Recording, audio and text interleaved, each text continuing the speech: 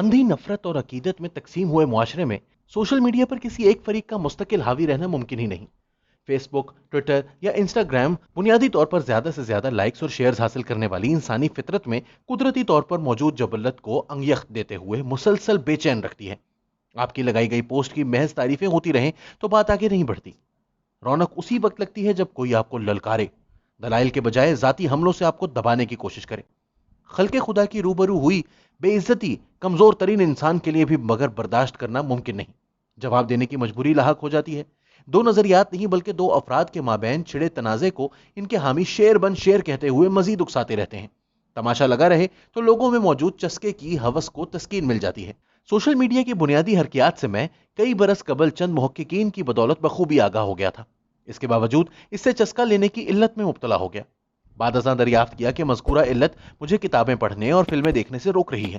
اہم ترین بات مگر اہم سیاسی معاملات سے لا تعلقی تھی۔ ذات کے رپورٹر کو یہ گوارا نہ تھا۔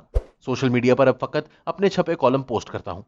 گزشتہ ہفتے کے آخری دنوں میں فراغت سے مگر اکتا گیا۔ جی بہلانے کو شان نامی اداکار سے سوشل میڈیا پر جان بوجھ کر پنگا لیا۔ رونق لگ گئی۔ مجھے قومی اسمبلی کے حال ہی میں ختم ہوئے طویل بجٹ اجلاس کا پارلیمان میں کئی گھنٹے گزارتے ہوئے مشاہدے کو راغب کیا۔ پریس گیلری میں بیٹھے ہوئے میری توجہ زیادہ تر موجودہ قومی اسمبلی میں اپوزیشن کی سب سے بڑی جماعت کی نشستوں پر مرکوز رہی۔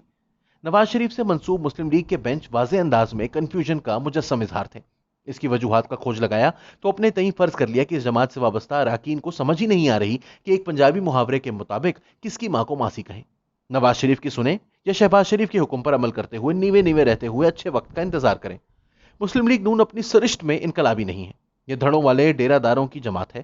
ان کے حلقے ہیں جہاں سے اس جماعت کے سرکردہ افراد کی اکثریت 1990 کی دہائی سے منتخب ہو رہی ہے۔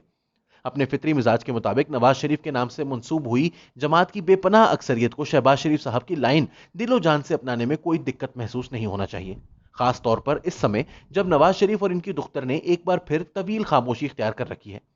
بنیادی مسئلہ مگر یہ ہو گیا ہے کہ مسلم لیگ نون سے وابستہ اراکین قومی اسمبلی جب اپنے حلقوں میں جاتے ہیں تو ان کے ووٹرز کی اکثریت انہیں شیر بن شیر کو اکساتی رہتی ہے۔ محترمہ مریم نواز کو آپ پسند کریں یا نہ کریں، معروضی حقیقت مگر یہ ہے کہ وہ اب ووٹ پلر بن چکی ہیں۔ حالیہ ضمنی انتخابات کے دوران اس ضمن میں ان کی کشش بھرپور انداز میں نمایاں ہوئی۔ مجھے گمان ہے کہ وہ اگر مفتاح اسماعیل کے حلقے میں متحرک ہوتی تو غالباً کراچی سے سخت مقابلے کے باوجود وہ قومی اسمبلی کے رکن منتخب ہو جاتے۔ ان دنوں آزاد کشمیر میں انتخابی مہم جاری ہے۔ وہاں کے الیکشن کے لیے مسلم لیگ نون نے امیدوار طے کرنے کے لیے جو پارلیمانی بورڈ بنایا تھا، اس کے 3 اراکین سے میں نے سماجی تقریبات میں الگ الگ گفتگو کی ہے۔ ان تینوں نے مجھے بتایا کہ مسلم لیگ نون کی ٹکٹ کے خواہاں افراد اس خواہش کا بھی تواتر سے اظہار کرتے رہے کہ انتخابی مہم کے دوران مریم نواز شریف صاحبہ ان کے حلقے میں بڑے جلسے سے خطاب کریں۔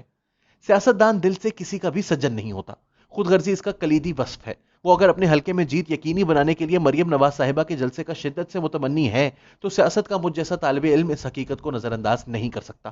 آپ اس کے لیے سخت یا نرم لفظ بھی اپنی پسند کے مطابق استعمال کر سکتے ہیں، نے تاہم عمران حکومت کے سرکردہ افراد کو پریشان کر رکھا ہے۔ وہ شدت سے یہ طے کیے بیٹھے ہیں کہ موصوف کی ان سے کوئی گہری بات چل رہی ہے۔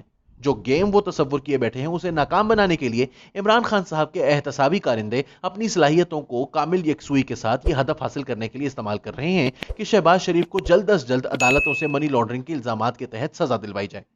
ان سزاؤں کی وجہ سے اپنے بڑے بھائی کی طرح وہ انتخابات میں حصہ لینے کے لیے نااہل بھی ٹھہرائے جا سکتے ہیں۔